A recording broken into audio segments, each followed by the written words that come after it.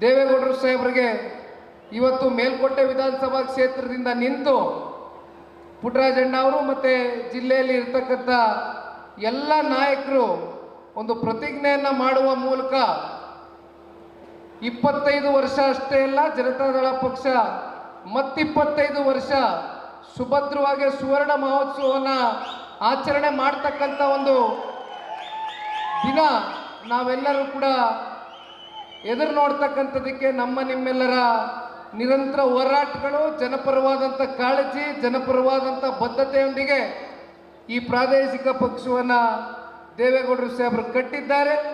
ಕುಮಾರಣ್ಣ ಅವರ ನಾಯಕತ್ವದಲ್ಲಿ ಅತ್ಯಂತ ಯಶಸ್ವಿಯಾಗಿ ಪಕ್ಷ ಯಶಸ್ಸನ್ನು ಕಾಣ್ತಕ್ಕಂಥದ್ದಕ್ಕೆ ಇಲ್ಲಿಯವರೆಗೂ ಕೂಡ ಆಗಿದೆ. ಇನ್ನು ಮತ್ತಷ್ಟು ಪಕ್ಷವನ್ನು ಬಲಪಡಿಸ್ತಕ್ಕಂಥ ನಿಟ್ಟಿನಲ್ಲಿ ನಿಮ್ಮೆಲ್ಲರ ಪ್ರಯತ್ನ, ಹೋರಾಟ ನಿರಂತರವಾಗಿ ಇದೇ ರೀತಿ ಇರಲಿ ಅಂತಕ್ಕಂಥದ್ದನ್ನು ಈ ಸಂದರ್ಭದಲ್ಲಿ ಒಬ್ಬ ಯುವ ಕಾರ್ಯಕರ್ತನಾಗಿ ನಿಮ್ಮೆಲ್ಲರಲ್ಲೂ ಕೈ ಜೋಡಿಸಿ ಮನವಿಯನ್ನು ಮಾಡ್ತಾ, ಮತ್ತು ಕ್ಷೇತ್ರದ ಹಿರಿಯರು, ಯುವಕರು, ತಾಯಂದಿರುಗಳು ವಿಶೇಷವಾಗಿ ಇವತ್ತಿನ ಈ ಕಾರ್ಯಕ್ರಮದಲ್ಲಿ ಭಾಗವಹಿಸಿ ಕಾರ್ಯಕ್ರಮಕ್ಕೆ ಯಶಸ್ಸನ್ನು ತಂದುಕೊಟ್ಟಿದ್ದೀರಿ.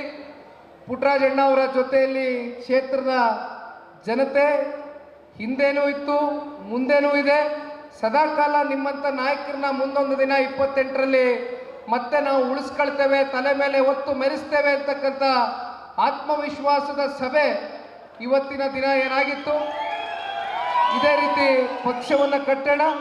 ನಿಮ್ಮ ಜೊತೆಯಲ್ಲಿ ಎಲ್ಲ ಜಿಲ್ಲೆಯ ನಾಯಕರು ಇದ್ದೇವೆ, ಇರ್ತೇವೆ.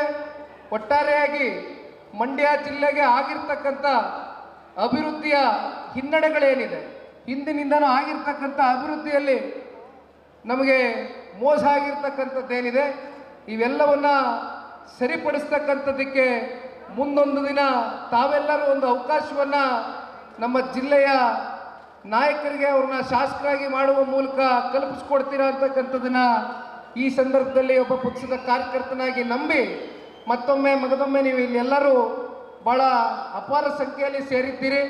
ಪುಟ್ಟರಾಜಣ್ಣ ಅವರು ಹೇಳಿದ್ರು, ಊಟದ ವ್ಯವಸ್ಥೆಯು ಕೂಡ ಇಲ್ಲೇ ಪಕ್ಕದಲ್ಲೇ ಮಾಡಿದ್ದೀವಿ ಎಲ್ಲರಿಗೂ ಕೂಡ ಅಂತ. ದಯಮಾಡಿ ತಾವೆಲ್ಲರೂ ಕೂಡ ಊಟದ ವ್ಯವಸ್ಥೆಯಲ್ಲಿ ಭಾಗವಹಿಸಿ ಊಟ ಮಾಡ್ಕೊಂಡು ಹುಷಾರಾಗಿ ತಮ್ಮ ತಮ್ಮ ಹಳ್ಳಿಗಳಿಗೆ ಹೋಗಿ ತಲುಪಬೇಕು ಅಂತಕ್ಕಂಥದ್ದು ಈ ಸಂದರ್ಭದಲ್ಲಿ ನಿಮ್ಮ ಮನೆಯ ಮಗನಾಗಿ ಕಳಕಳಿಯಾಗಿ ಮನವಿಯನ್ನು ಮಾಡ್ತಾ, ನನಗೆ ಮಾತಾಡೋದಕ್ಕೆ ಅವಕಾಶ ಮಾಡಿಕೊಟ್ಟಂಥ ನಿಮ್ಮೆಲ್ಲರಿಗೂ ವಂದಿಸಿ ನನ್ನ 2 ಮಾತಿಗೆ ವಿರಾಮವನ್ನು ಕೊಡ್ತೇನೆ. ಜೈ ಹಿಂದ್, ಜೈ ಕರ್ನಾಟಕ, ಮತ್ತು ಜೈ JDS.